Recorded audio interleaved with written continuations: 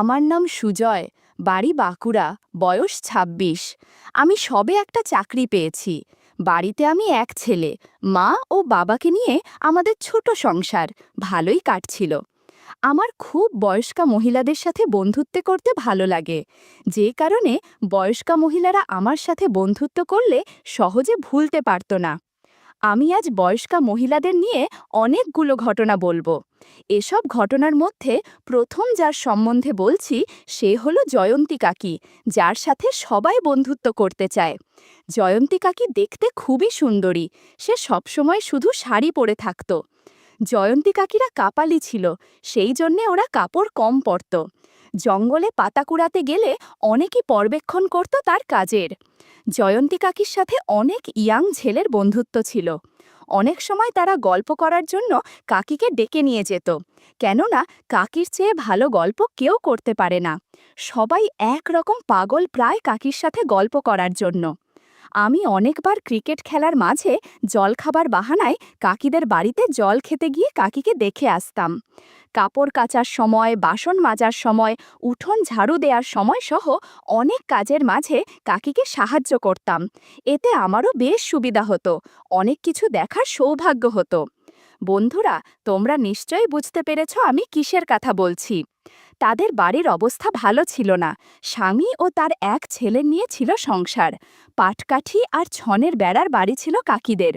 গ্রামের দিকে বাড়ি, সেই জন্যে সকালের দিকে উঠে ওনার স্বামী কাজে যেত আর ছেলে পড়াশোনা করত শহরে। ছেলে আসতো না বাড়িতে, ওনার স্বামী কোনো কোনো দিন আসতো, আবার ৪ ও ৫ দিন আসতো না। কাজের চাপ থাকলে থেকে যেত শহরে। যেহেতু ওনারা ছিল কাপালি, সেই জন্যে গরমকালে সন্ধেবেলায় কাঠ ভাঙতে যেতে হতো আর সেই কাঠ দিয়ে রাতের রান্না করতে হতো। আমাদের একটা বাগান ছিল, সেই বাগানে প্রচুর শুকনো কাঠ ছিল। আমাদের জমি অনেক বড় জায়গা নিয়ে। হঠাৎ একদিন আমার মা ও বাবা আমাদের গুরুদেবের আশ্রমে গেল, আর যাবার আগে মা বলে গেল, বাগানে কেউ কাঠ ভাঙতে এলে ধরে বেঁধে রাখবি। আমিও সেই মতো বাগানের দিকে লক্ষ্য রেখেছিলাম। খুব গরম পড়ায় আমি সন্ধে হবার আগে স্নান করতে বাথরুমে ঢুকেছি। হঠাৎ শুনতে পাই কাঠ কাটার শব্দ। দরজা খুলে তাকিয়ে কাউকে দেখতে পাচ্ছিলাম না, সেই জন্যে বাগানের দিকে এগিয়ে চললাম গুটি গুটি পায়ে। একটা নারিকেল পাতার ওই পাশে অল্প আলোতে দেখতে পাচ্ছি একজন মানুষ ঘামে ভিজে অবস্থায় দাঁড়িয়ে কাঠ কাটছে। আচমকা তাকে ধরে ফেলি।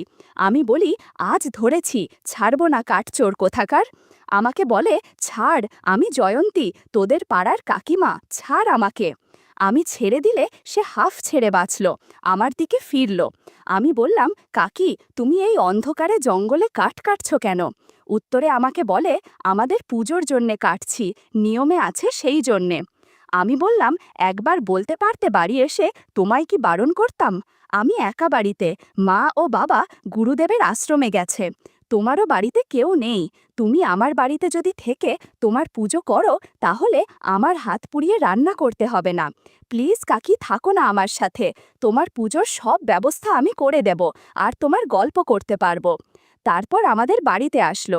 স্নান সেরে কাকি পুজো দিচ্ছে ও রান্না করছে। আমি দাঁড়িয়ে দাঁড়িয়ে কাকির পুজো দেয়া আর রান্না করা দেখছি। অনেক ভালো লাগছিল আমার। রান্না করায় সাহায্য করার নাম করে কিছু কাজও করে ফেললাম। বন্ধুরা, ইউটিউবের কড়া নিয়মের কারণে এসব ঘটনা সরাসরি বলা যাচ্ছে না।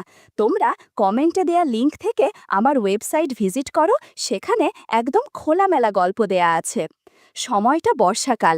আমি খেলতে গেছিলাম আমাদের পাশের খেলার মাঠে।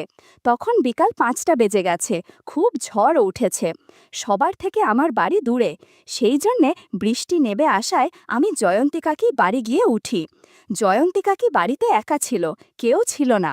তার পরনে ছিল শাড়ি, একদম হালকা রঙের। কাকিরা কাপালি বংশের হওয়ায় শাড়ি ছাড়া অন্য কিছু ব্যবহার করে না। আমি জয়ন্তী কাকির বারান্দায় গিয়ে উঠি। বৃষ্টি নেমে গেছে জোর মুষলধারায়। আমাকে জয়ন্তী কাকি বলে যে, বাড়ি যেতে পারলি না? আমি বললাম, বাড়ি যেতে যেতে পুরো ভিজে যাব, সেই জন্যে আর গেলাম না। কাকি আমার থেকে ২ ফিট দূরত্ব নিয়ে দাঁড়িয়ে আছে।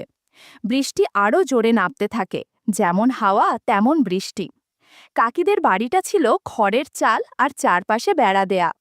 কাকি আমাকে বলল, তুই দাঁড়া, আমি হারিকেন ধরিয়ে আনি, বলে ঘরের দিকে গেল। আমি ঘরের দিকে চোখ যেতেই দেখি কাকি মাটিতে বসে হারিকেন জ্বালাতে ব্যস্ত। এরপর জয়ন্তী কাকি সন্ধ্যা দেবে বলে আমাকে বসতে বলল। বারান্দায় প্রদীপ জ্বালালো আর ঘরেও। হারিকেনের আলোতে ঘর পুরো আলোকিত হয়ে আছে। কোনো রকমে উঠে কাপড় ঠিক করে বৃষ্টির মধ্যে বেরিয়ে বাইরে গেল কোনো ছাতা ছাড়া। একটু পরে এসে বলল, তুই বাড়ি যাবি না? আমি বললাম, বাড়িতে কেউ নেই। জিজ্ঞাসা করলো, কোথায় গেছে? আমি বললাম, মা মামার বাড়িতে আর বাবা কাজের সূত্রে বিদেশে। সেই কথা শুনে বলল, তাহলে তোর খাওয়া দাওয়ার কি হবে? আমি বললাম, ওই নিজেই যা পারছি তাই করছি। আমি কাকিকে মিথ্যে বললাম, কারণ আমার খাবার হোটেল থেকে আসে প্রতিদিন, আর কলেজ ছুটি, তাই বাড়িতে একা থাকার সিদ্ধান্ত নিয়েছি। জয়ন্তী কাকি এটা শুনে বলল, তাহলে তুই খেয়ে যাস। আমি বললাম, কি খাবো? কাকি বলল, ঘরে কিছু খাবার আছে, খেয়ে নে। দির পর কাকি সন্ধ্যা দেবে বলে হাতে একটা প্রদীপ, ধূপ ও জল নিয়ে চারিদিকে ছাটাতে লাগলো। আর তার হাঁটা চলার জন্যে কাপড় অগোছালো হয়ে যাচ্ছিল, কিন্তু সেদিকে তার খেয়াল নেই। আমার বেশ অস্বস্তি হচ্ছিল। কাকি সন্ধে দিয়ে পুজো সেরে পা ধোবার জন্যে বাইরে এগিয়ে গেল আমার হাতের প্রদীপটা নিভিয়ে। হঠাৎ এক ঘটনা ঘটে বসল। কাকি পা ধুতে গিয়ে বৃষ্টির কাদায় পা পিছলে বারান্দার বাইরে পড়ে গেল। চিৎকার করে উঠল, বলল, ও মাগো, মরে গেলাম গো।